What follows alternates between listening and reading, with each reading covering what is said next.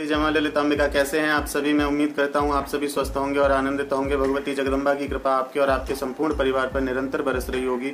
तो आज जो हम जानकारी लेके आए हैं वो इस विषय पर लेके आए हैं कि किसी व्यक्ति को अपने जीवन में कौन सी ऐसी साधनाएं करनी चाहिए जो साधनाएं उनको मोक्ष प्रदान कर सकें, जो साधना करके व्यक्ति मोक्ष प्राप्त कर सकता है। देखिए, बहुत से लोग ऐसे हैं, इसी विषय पे बात करेंगे। देखिए, जहां तक देखा जाता है, लोग क्या करते हैं कि अगर किसी ने कोई साधना बताई कि आप ये साधना कर लो, इससे आपको ये प्राप्त हो जाएगा, या ये साधना कर लो, आपको इससे ये प्राप्त हो जाएगा, तो देखिए आप लोग उनके जाल में फंस जाते हैं। आप उस समय अपने विवेक का सहारा नहीं लेते।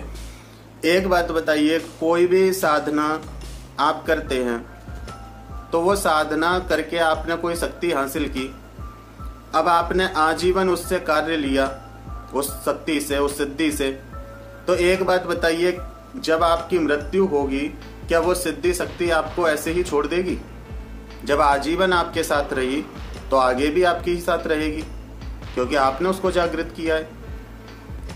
और जब आपकी मृत्यु हो जाएगी तो वही सिद्धि, वही शक्ति आपका मोक्ष नहीं होने देगी, आपके मोक्ष में बाधा बन जाएगी, क्योंकि आजीवन उसने आपका कहा माना, आपके कहे अनुसार कार्य किए। अब मृत्यु उपरांत वो आपसे भी कार्य लेगी।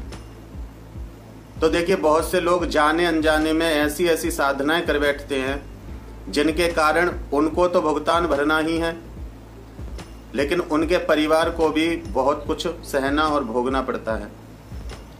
तो मैं तो आप सभी से यही कहूंगा कि यदि साधना करनी है तो ऐसी साधनाएं करें जो जीते जी तो आपको आनंद प्रदान करें और मृत्यु उपरांत आपके मोक्ष में बाधा ना बनकर आपके मोक्ष के मार्ग को प्रशस्त करें, आपको मोक्ष प्रदान करें। देखिए, लोग इधर उधर से सुन के कि योगिनी साधना कर लो, यक्षिणी साधना कर लो, अप्सरा साधना कर लो, ये साधना वो साधना। एक बात बताइए, जो स्वयं मोक्ष जिसको प्राप्त नहीं हुआ, एक बात बताओ, यक्षिणी, गंधर्वनी, किन्नरी, अप्सरा, इनको खुद मोक्ष प्राप्त नहीं हुआ, ये माँ की सेवा में है सभी। तो जो खुद मोक्ष प्राप्त नहीं कर सकते वो आपको मोक्ष कैसे दिला सकते हैं? ये चीज आप सोचिए। अब देखिए, ये वीडियो उन लोगों के लिए तो है नहीं जो लोग चमत्कार देखना जानते हैं और वो कहते हैं कि हमें तो चमत्कार देखने हैं। तो आप कोई भी साधना कीजिए, ये वीडियो उनके जिनका लक्ष्य मोक्ष प्राप्त करने का है।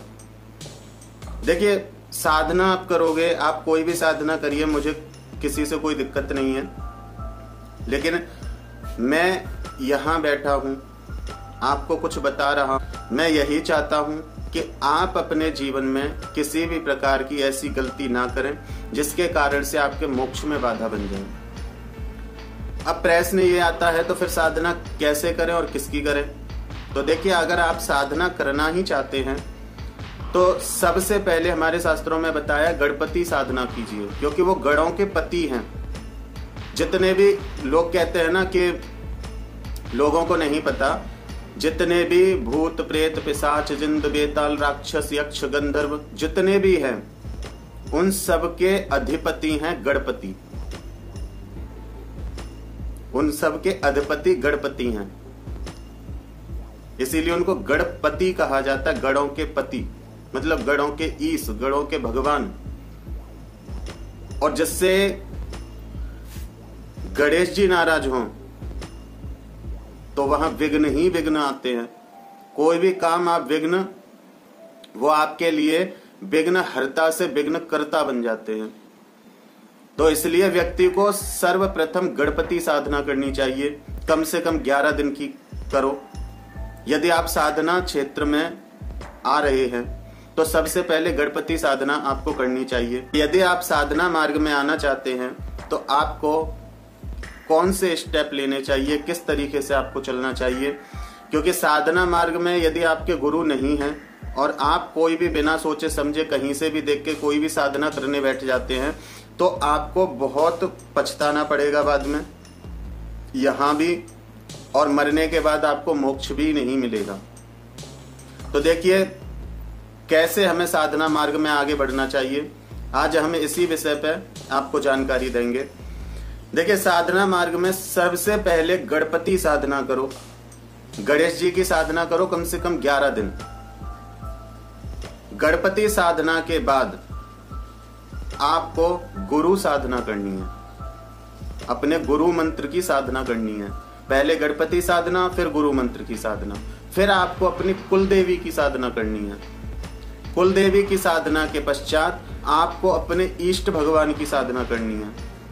यदि आपने ये 4 साधनाएं अपने जीवन में कर ली तो आपको 5वीं साधना की आवश्यकता नहीं पड़ती। लेकिन फिर भी यदि आप चाहते हो कि हमें तो और साधनाएं करनी है, तो आप ये 4 साधना करने के बाद फिर चाहे कोई भी साधना कीजिए, आपके मोक्ष में कोई भी सिद्धि बाधा नहीं बनेगी।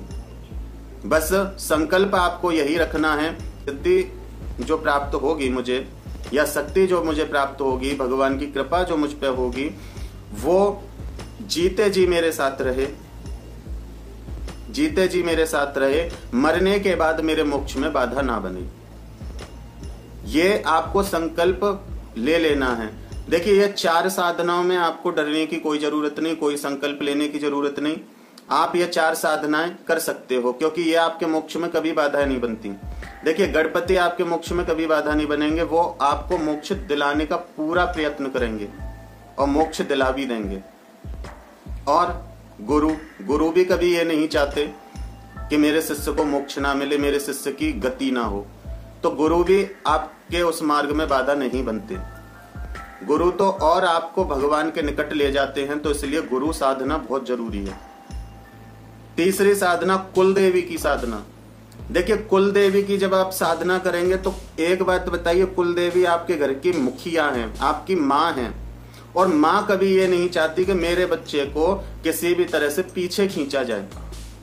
वो यही चाहेगी कि मेरा बच्चा दिन पे दिन आगे बढ़े और परिवार का नाम रोशन करे। उसी प्रकार कुल देवी भी यही सोचती हैं कि मेरे कुल का बच्चा यदि मोक्ष प्राप्त करता है तो ये उनके लिए भी बहुत बड़ी बात होती है कि उनके कुल के बच्चे ने कुछ करके दिखाया, वो भटका नहीं, उसने मोक्ष प्राप्त किया और कुल को तार दिया।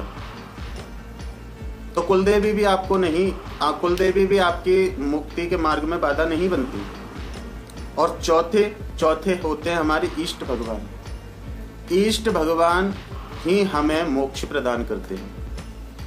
अब देखिए, किसी के इष्ट भगवान ग्रामीण देव हों या और निम्न कोटि की कोई भी शक्ति हो, यदि वो उनके इष्ट है तो उस विषय में मैं कुछ नहीं बोल सकता, क्योंकि आपको मुक्ति नहीं मिलेगी। लेकिन यदि उच्च कोटि के देव जो आपको मोक्ष प्रदान कर सकते हैं, यदि आप उनकी आजीवन भक्ति करते हो, साधनाएं करते हो, तो आपको मोक्ष प्राप्त होगा। अब उच्च कोटि कौन? गणपति, माँ दुर्गा, भगवान शिव, नारायण, माँ काली, हनुमान जी, भैरव जी, भगवान कृष्ण, भगवान राम। यदि आप इनकी साधना करते हैं तो आपको मोक्ष अवश्य प्राप्त होता है। और देखिए, कोई भी आप चमत्कार के लिए कोई भी साधना कर लेते हैं, योगिनी, अप्सरा, यक्षिणी, तो देखिए एक समय के बाद आपको परेशानी होगी, ये पक्की बात है। और मरने के बाद मोक्ष में भी ये शक्ति सिद्धि आपके रुकावट बनेंगी, आपको मोक्ष नहीं होने देंगे। तो इसलिए ये 4 साधनाएं सर्वप्रथम करो, इसके बाद आप कोई भी साधना कर सकते हो। और इन 4 साधनाओं को करने के बाद जब आप कोई भी साधना करते हो, चाहे यक्षिणी, योगिनी, अप्सरा, किसी की भी करते हो, तो संकल्प पहले ले लो कि जो भी शक्ति सिद्धि मुझे मिले इस साधना से, वो मेरे मोक्ष के मार्ग में बाधा ना बने, तो आपको कोई परेशानी नहीं होगी। तो मेरा तो कहना यही है कि यदि आप करना चाहते हैं तो पहले ये 4 साधनाएं अवश्य कर लें। गणपति साधना, गुरु साधना, कुलदेवी साधना और अपने इष्ट की साधना। ये 4 साधना करने के बाद आप कोई भी साधना कर सकते हो, आपको किसी बात का डर भय नहीं रहता। ये 4 साधनाएं अवश्य करें। देखिए, गुप्त नवरात्रे आ रहे हैं 6 जुलाई से। आप गुप्त नवरात्रों में भी गणपति साधना कर सकते हैं। जो साधना मार्ग पे नए हैं वो लोग गुप्त नवरात्रों में गणपति साधना कर सकते हैं। तो मैं उम्मीद करता हूँ आप सभी को मेरे द्वारा दी हुई जानकारी पसंद आई होगी। वीडियो को पूरा देखें, स्किप ना करें, लाइक करें, कमेंट करें, शेयर करें और चैनल को सब्सक्राइब कर लें। ऐसी ही नई नई जानकारियां मैं लेके आता रहता हूं। फिर मिलते हैं एक नई जानकारी के साथ। जय माता दी, जय मां ललितांबिका।